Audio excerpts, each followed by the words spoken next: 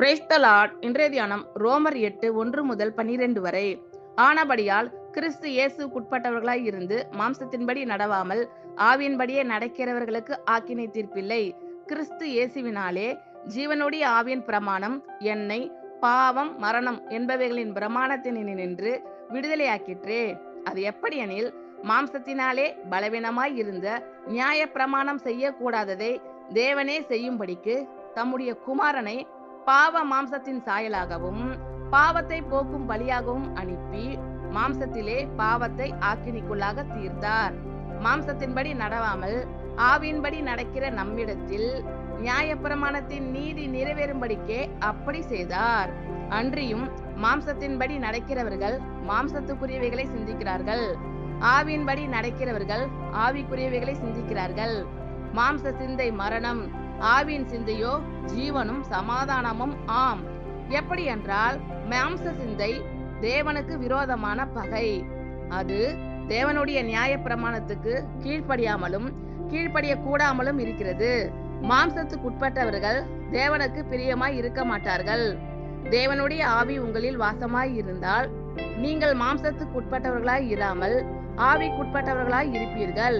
கிறிஸ்துவின் ஆவி இல்லாதவன் அவருடையவன் அல்ல. மேலும் கிறிஸ்து உங்களில் இருந்தால் சரீரமானது பாவத்தின் நிமித்தம் மரித்ததாயும் ஆவியானது நீதி நிமித்தம் ஜீவன் உள்ளதாயும் இருக்கும். அன்றியும் இயேசுவை மரித்தோரிலிருந்து எழுப்பினவருடைய ஆவி உங்களில் வாசமாய் இருந்தால் கிறிஸ்துவை மரித்தோரிலிருந்து எழுப்பினவர் உங்களில் வாசமாய் இருக்கிற தம்முடைய ஆவியினாலே சாவுக்கேதுவான உங்கள் சரீரங்களையும் உயிர்ப்பிப்பார். ஆகையால் சகோதரரே, மாம்சத்தின்படி பிழைப்பதற்கு நாம் மாம்சத்துக்கு கடனாளிகள் அல்ல. ஆனபடியால் கிறிஸ்து இயேசுக்குட்பட்டவர்களாய் இருந்து மாம்சத்தின்படி நடவாமல் ஆவியின்படியே நடக்கிறவர்களுக்கு ஆக்கினை தீர்ப்பில்லை. கிறிஸ்து இயேசுவினாலே ஜீவனுடைய ஆவியின் பிரமாணம் என்னை பாவம் மரணம் என்பவைகளின் பிரமாணத்தினின்று விடுதலையாக்கிற்றே.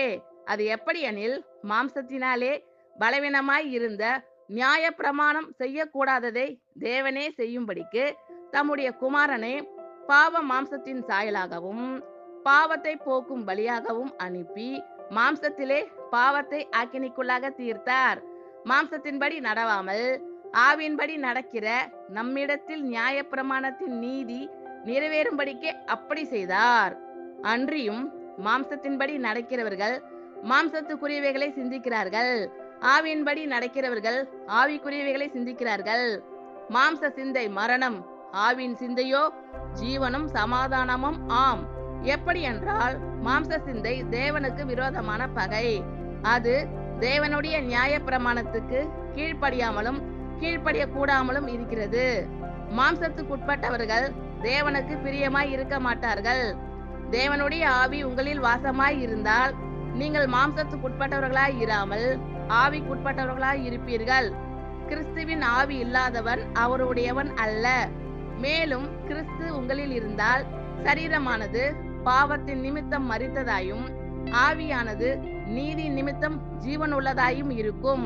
அன்றியும் இயேசுவை மரித்தோரிலிருந்து எழுப்பினவருடைய ஆவி உங்களில் வாசமாய் இருந்தால் கிறிஸ்துவை மரித்தோரிலிருந்து எழுப்பினவர் உங்களில் வாசமாய் இருக்கிற தம்முடைய ஆவியினாலே சாவுக்கேதுவான உங்கள் சரீரங்களையும் உயிர்ப்பிப்பார். ஆகையால் சகோதரரே, மாம்சத்தின்படி பிழைப்பதற்கு நாம் மாம்சத்துக்கு கடனாளிகள் அல்ல. ஆமென். Thank you Lord. கர்த்தர் உங்கள் அனைவரையும் ஆசீர்வதிப்பாராக. God bless you all.